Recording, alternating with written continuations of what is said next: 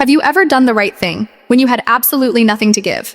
We live in a world that tells us to look out for number one, to keep our heads down, protect our own, and never get involved. But what happens when kindness costs you everything you have? What happens when helping a stranger puts your own survival at risk? Today's story is about a young woman named Sarah. She was broke, exhausted, and standing on the edge of giving up. But one rainy Tuesday night, she made a choice. A choice that didn't just save a life, it changed her own forever. Stick with us until the end, because the owner's reaction isn't what you expect. It's something that will restore your faith in humanity. But before we begin, if you believe that kindness still matters in this world, please take a moment to hit that like button. It helps us share these stories with more people who need to hear them. And if you're new here, subscribe and turn on notifications. You won't want to miss what comes next. Now let's go back to where it all started. Sarah was 26 years old, living in the outskirts of Chicago. Like so many of us, she was working hard but barely getting by. She worked double shifts at a diner on the highway, the kind of place where customers leave $2 tips and managers yell if you're 1 minute late. Her bank account balance was a number she tried not to look at, $73. That was it. That was all she had until her next paycheck, which was 5 days away. Rent was due on Friday. Her car needed a new battery. And her stomach? Well, her stomach was used to the feeling of hunger. Sarah had learned to skip dinner so she could afford gas to get to work. She was invisible to the world. Just another face in the crowd, trying to survive the grind. It was a Tuesday night in November, the kind of cold that settles deep in your bones. Sarah was walking home from the late shift. She had taken the long way, avoiding the main streets to save herself from the wind. She was thinking about her eviction notice.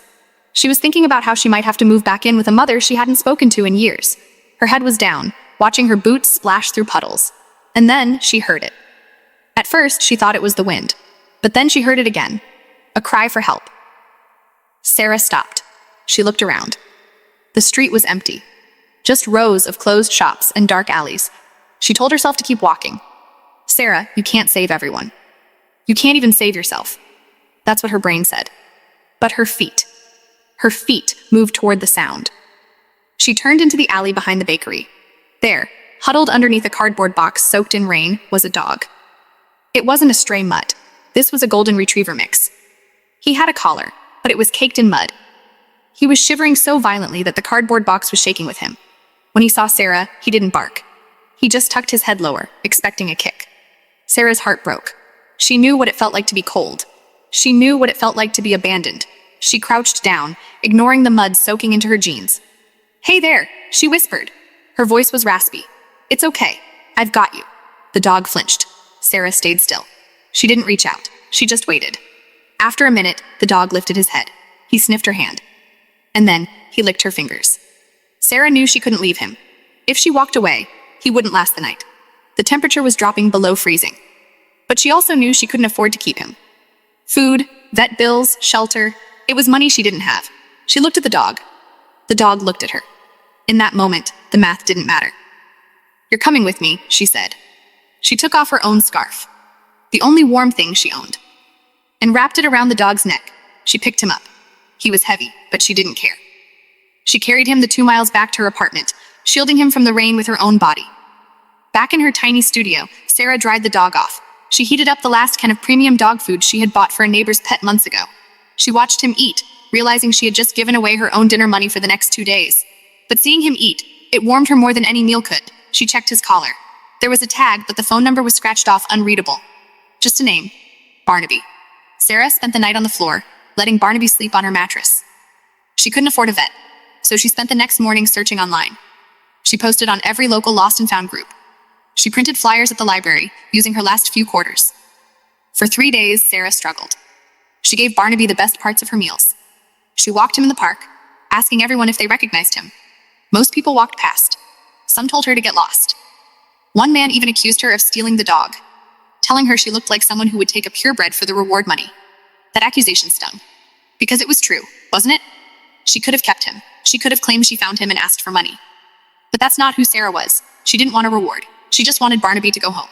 By day 4, Sarah was exhausted. She was late for work because she had to find a sitter for Barnaby. Her manager threatened to fire her. She was running on fumes. She sat on a park bench, Barnaby resting his head on her lap. She opened her banking app. Balance, $12. She whispered to the dog, "I'm sorry, buddy. I don't know how much longer I can keep you safe." Just then, A sleek black SUV slowed down near the park entrance.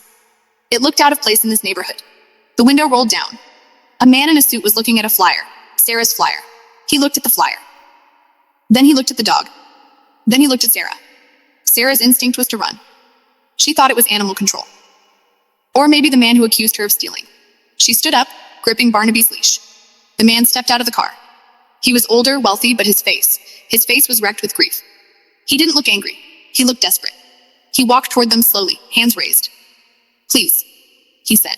"Don't run. We're about to get to the most shocking part of this story. The moment where everything changes. But before we reveal what this man did, I have a small favor to ask. Creating these stories takes a lot of time and research. If this story has touched your heart so far, please hit that subscribe button. It's free, and it helps us keep bringing you content that matters.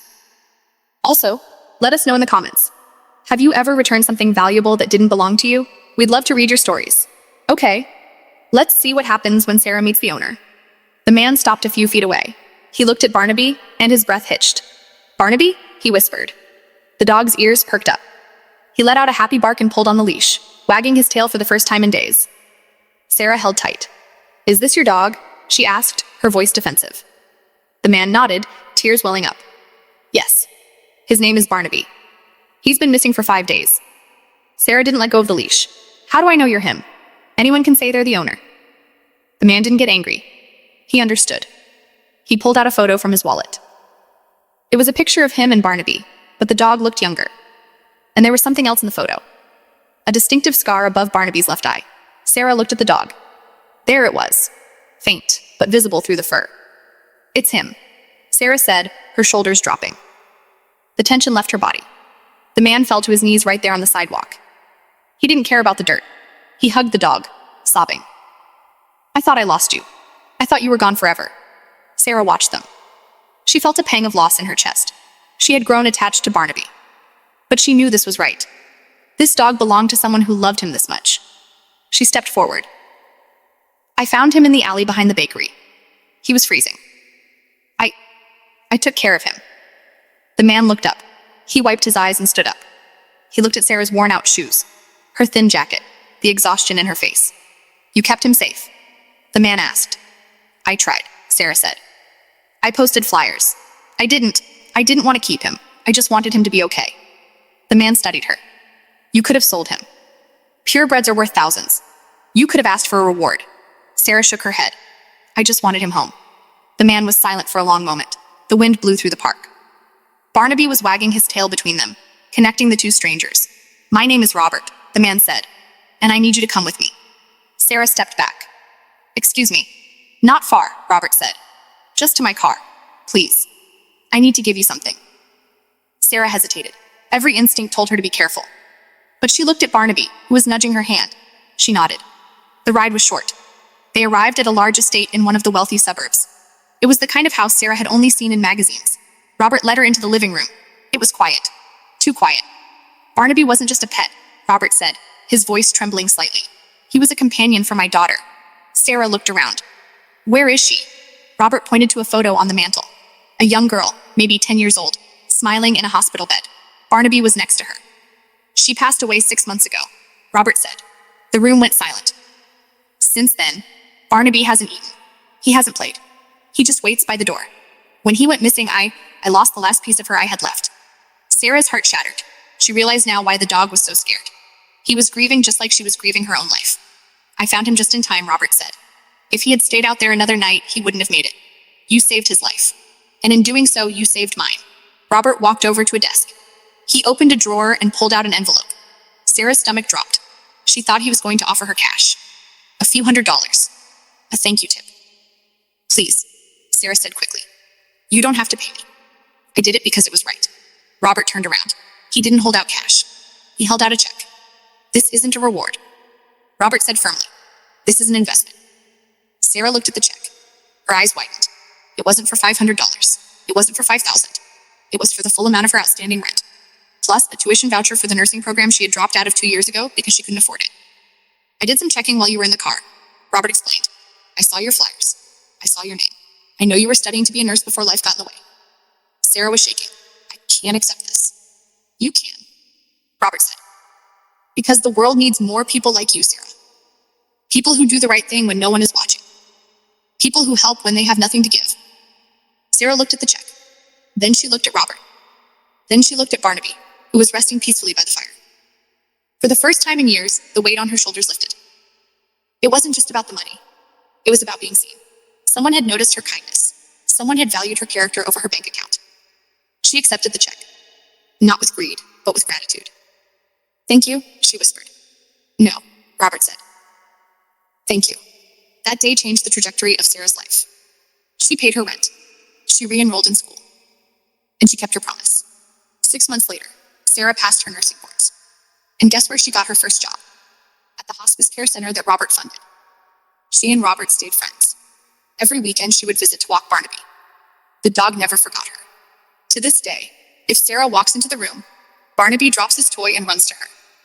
Sarah often tells this story to her students. She tells them that kindness is never wasted. You might not see the return on your investment immediately. You might be cold, hungry, and tired, but the universe is watching. Her act of kindness cost her her last dinner, but it bought her a future. We all face days where we feel like Sarah, where the odds are stacked against us, where it feels easier to close our hearts and keep walking. But I want you to remember this story. Remember that your kindness has value, more value than you can imagine. You never know who is watching. You never know how one small act of love can ripple out and change the world. So, the next time you see someone struggling, the next time you see a lost soul, whether it's a person or a dog, don't look away. Step in. If this story touched your heart, please share it with a friend who needs a little hope today.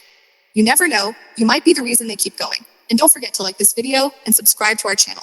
We have more stories of hope, redemption, and human connection coming your way every week. I'll leave you with this question. What is one act of kindness you've received that you'll never forget? Write it in the comments below. Let's fill this section with positivity. Until next time, keep believing, keep helping, and keep shining your light.